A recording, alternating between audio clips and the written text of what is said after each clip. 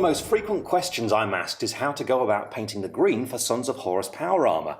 Now these guys, the 16th Legion, are the most dreaded of all the legions in the Horus Heresy, of course being the War Master's very own forces. So in this video I'm going to show you how to go about painting this using the Citadel paint system, and I'm going to be using a Mark IV power armored Space Marine to show you. But you can of course apply this method to anything that you want to add to your Sons of Horus army. So whether you're painting a tactical squad, a Reaver attack squad, or perhaps even Garviel Loken himself, the contents of this video are going to be useful to you. So grab your paints and we'll get started.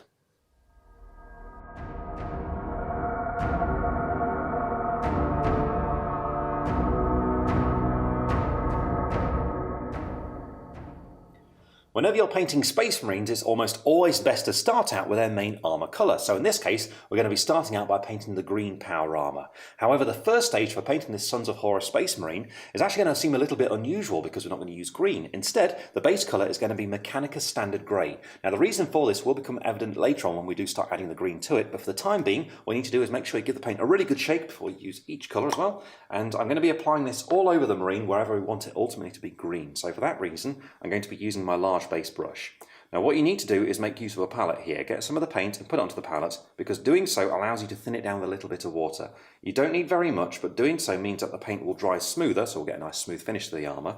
Also it means your paint will go just a little bit further as well. So mix that in, make sure you don't have too much of this on your brush, and when you're ready it's just a case of applying this onto any bit of armour that you want to be green. Now as you apply it, you might notice you get some of the black undercoats that are still showing through, and it was Chaos Black spray I used for this. That's okay, it's not a problem, don't worry about it, just let the grey dry, and then once it has completely dried, just go and add a second coat in exactly the same way, and this way you ensure you get a nice strong finish.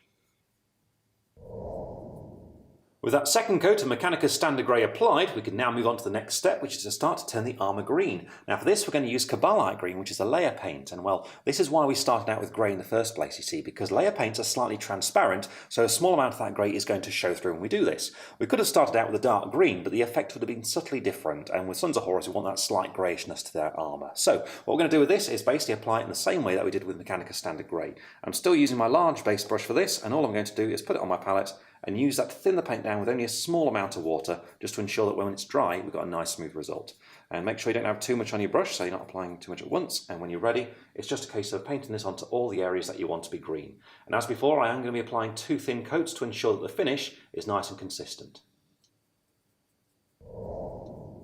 I've finished applying the second coat of Cabalite Green, and with that done we can now start to shade all of the armour. Now I'm going to do a recess shade here using Null Oil, and to do this I'm going to be applying it with my small layer brush. And basically what you need to do here is be very focused about where exactly you paint this shade to give the armour a bit more depth. So use your palette to make sure you don't have too much of this on your brush at once so you don't lose control of it as you apply it. About that's right. And when you're ready, all you've got to do is start looking around the armour for any recessed detail, any corner or anything like that, and basically paint this shade directly into those details so that it settles there, and basically just starts bringing out those lines to give the armour more definition. Now if you do make any mistakes or any blobs in areas that you don't want to, well, you want to keep green, don't worry about it, just let the shade dry, then neaten up with some more Cabalite Green before you move on.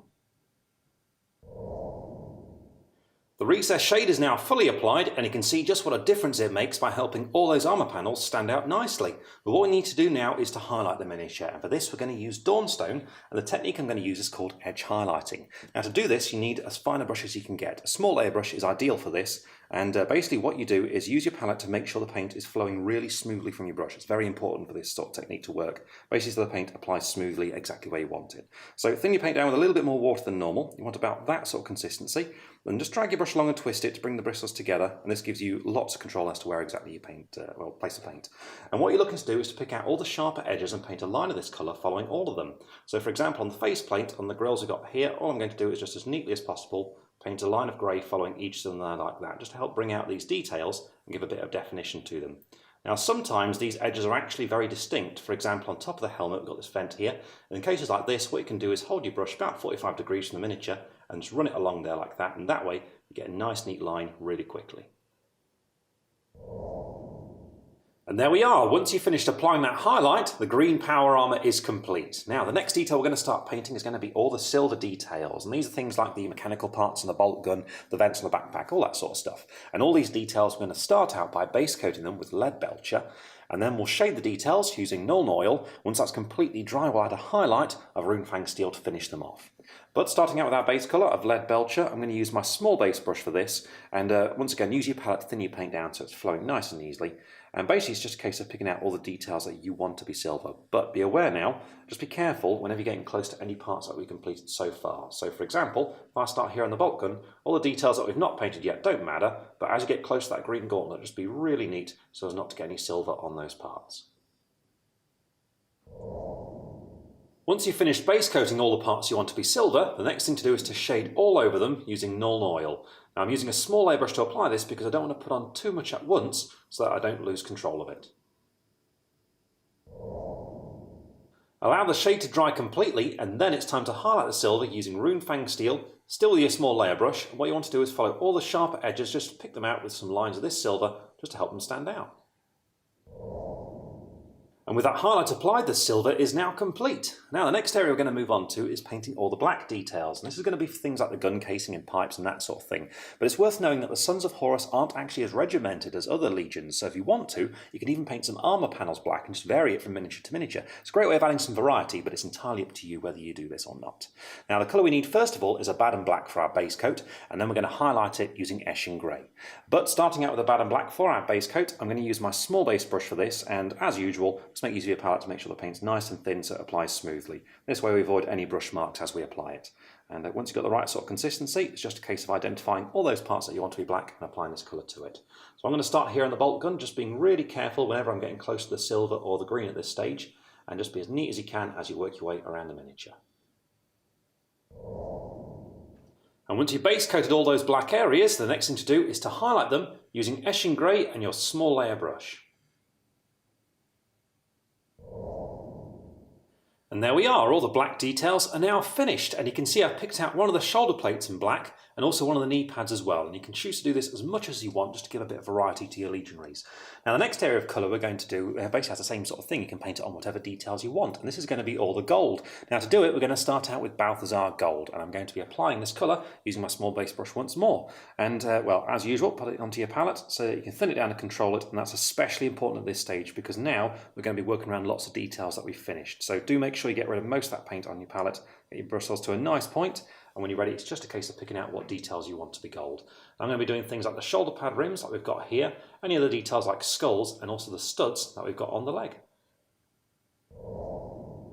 Once you've picked out all those details that you want to be gold, the next thing to do is to shade over these parts. And I'm going to use Agrax Earthshade to do this, using my small layer brush so that I keep the shade under control. You really don't need very much here, so make use of your palette to make sure you don't have too much on your brush. And when you're ready, it's just a simple case of painting this all over the areas that you've base coated with the gold. Just being really careful not to get this onto other details that you've already completed.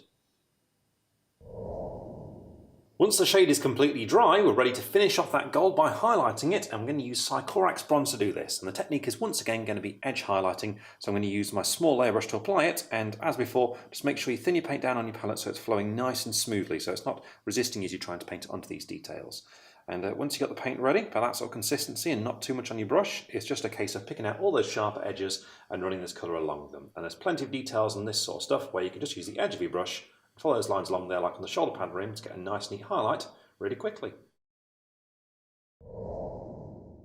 I've finished applying that highlight, and with that all the gold details are now complete, and you can see the highlights just given those details a really nice shine.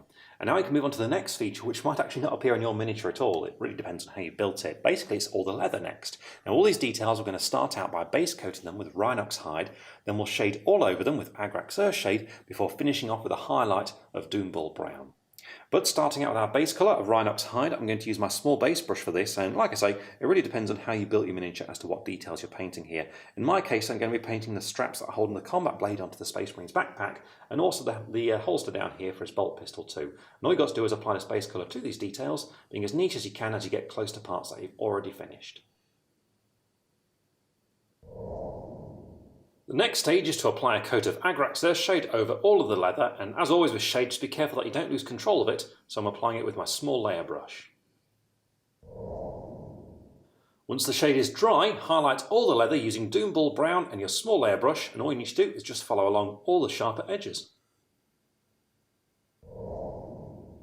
I've finished applying the highlight and well, there we are, the leather is now complete. And in fact, this Space Marine is nearly done. The only detail left to paint is his eyes. And to do this, we're going to go for kind of a nice easy yellow effect to it. And to do it, first of all, we need the base coat ceramite white. Then we're going to shade over it using seraphim sepia. Now starting out with ceramite white, I'm going to use my small layer brush for this. And this first stage is all about making sure you thin your paint enough so that it's flowing really easily, but make sure you don't get too much on your brush so that you don't lose control of it, because this is of course a very small detail, so you need lots of control here. So you can see I'm thinning my paint just a little bit more than normal. I'm just checking to make sure it's flowing easily on my palette and just twisting my bristles together to a nice tip. And when you're ready, what you need to do is brace your hands to keep the model as steady as possible, and it's just a matter of painting a white line right in the middle of each eye. So just be as neat as you can and let go right up to the edge. Once the ceramite white's completely dry, all you need to do is paint a small amount of seraphim sepia into each of the eye lenses to give them that nice yellowish tint.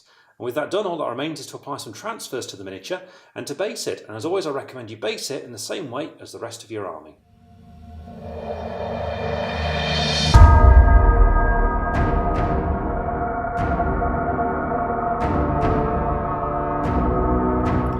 The transfers have been applied and the miniature is fully based, and with that, this Sons of Horus legionary is ready to go forth and take his place in the War Master's forces to bring the assault to the gates of terror. So the important thing to remember about painting this colour scheme, and in fact any Space Marine power armour, is to always apply your colours as multiple thin coats, especially on that armour, to ensure you get a nice smooth result once you've finished. Now as you get to highlighting the armour and painting further details on it, remember to always pick an appropriate size brush for the kind of detail you're painting. The smaller the better as you get to those fine highlights. And of course always remember, be as neat as you possibly can, because the neater you are, the sharper and crisper your miniature is going to look once you've finished. And well, there you go. We really hope you've enjoyed this video on painting Sons of Horus and that you've learned something from it. Have fun painting yours, and we'll see you again very soon.